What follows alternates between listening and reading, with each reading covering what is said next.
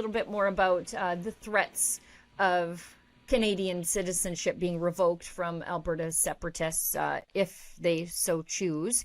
And I think that's the point I want to keep reiterating here. It is up for Albertans to choose that their citizenship would be taken away upon leaving Confederation.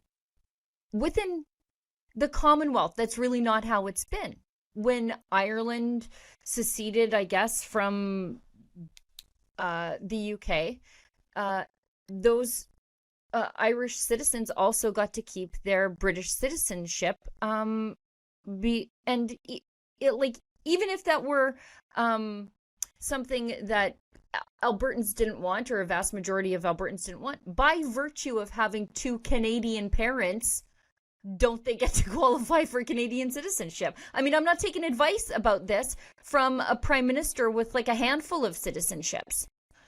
Well, I would hope that when the time comes, they're just not that bitter. As you said, other nations would have, parted ways and still remain part of the Commonwealth, maintain that good relationship and accepting that there's common citizenry among them. But to be honest, if we're at the point where, a clear majority of the provinces voted to leave, I don't think people care. We're going to have Alberta passports, fine. And if you guys want to have a visa program, I'll vacation somewhere else. It would just be stupid policy. I mean, these are neighboring nations now, which would presumably, as most neighboring nations should, have a strong trade relationship, a lot of travel between the two. And if Canada wants to be so stupid as to shut us out, we'll travel south. That's okay. There's a whole big world out there. Well, that's the thing, too. It's like they, again, misunderstand the problem here. The problem is they don't want to be Canadian anymore. So you're threatening them with taking away their exactly. As you say, don't threaten me with a good time.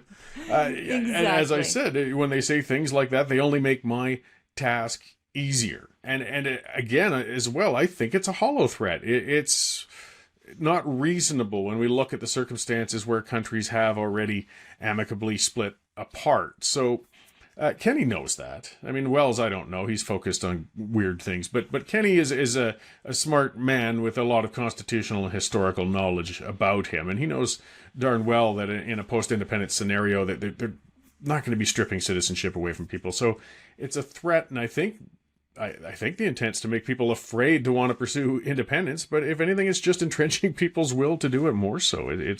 He should know better. Yeah, it's weird because he was the immigration minister.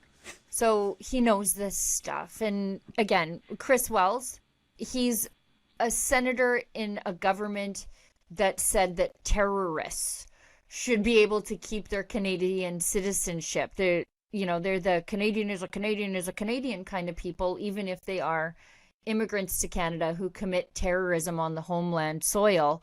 And yet for them, the real problem might be Albertans who want to do something else than stay in Confederation.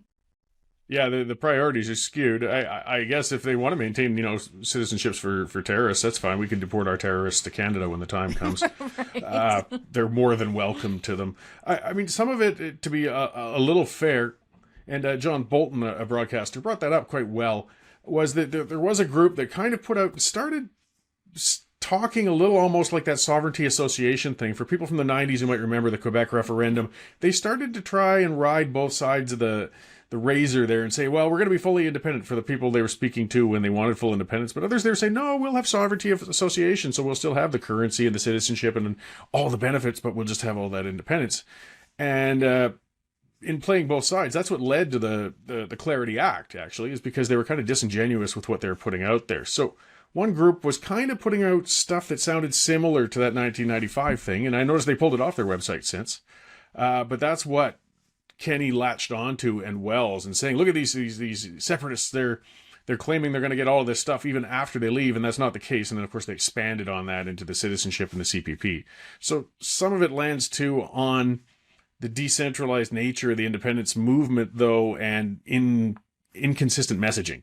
They do have to get it clear, because the opponents are going to pounce when they see opportunities like this, and that's sort of what happened. Right. That is a problem right now, although it is early days.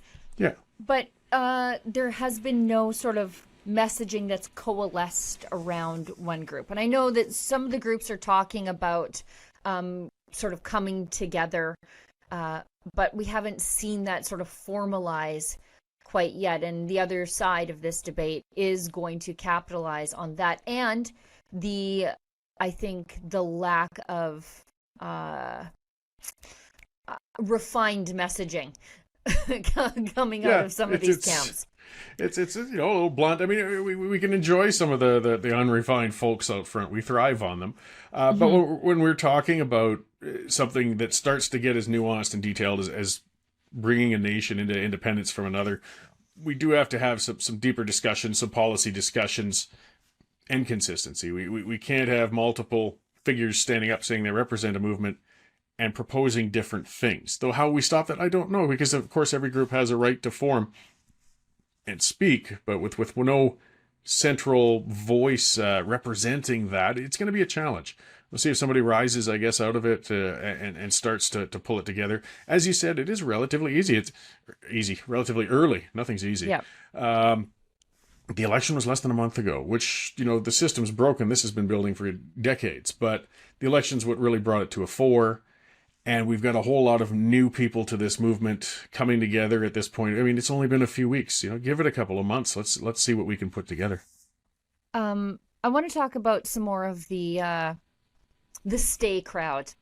I hope some of these elbows people, up. Elbows up. I hope they lead the stay messaging.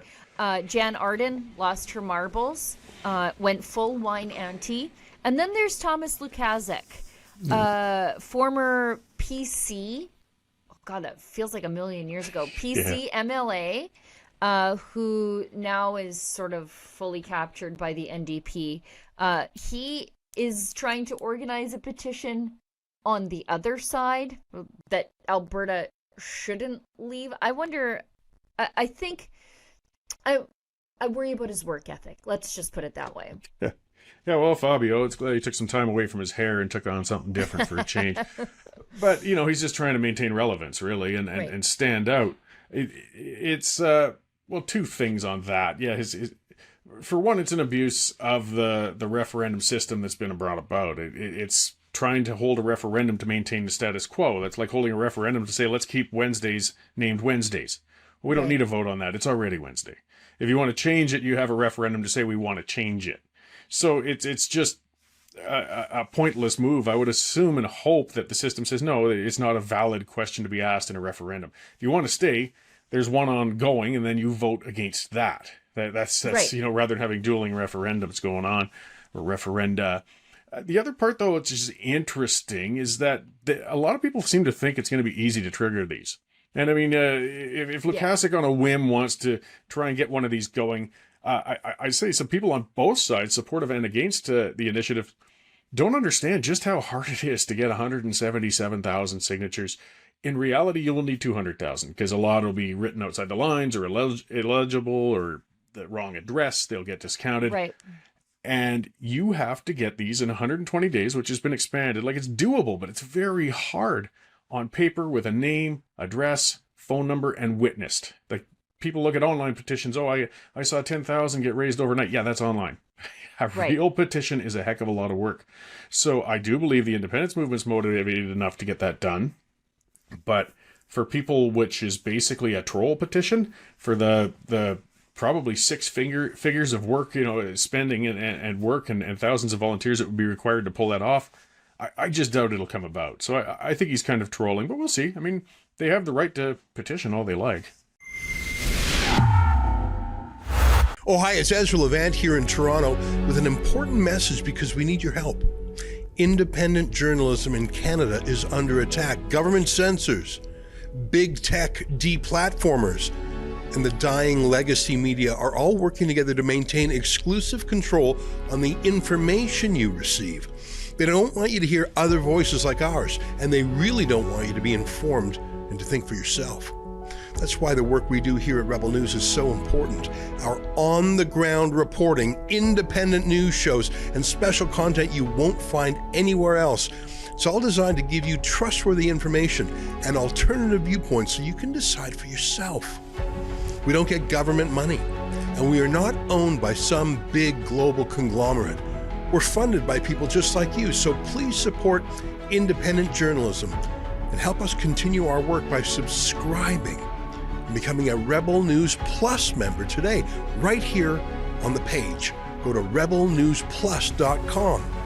Members get instant access to all of our shows, invitations to exclusive events, and access to our premium content like live event footage and documentaries you won't see anywhere else. Only Rebel News Plus members can join the conversation by participating in the comments section of our new website. That way you can have your say too.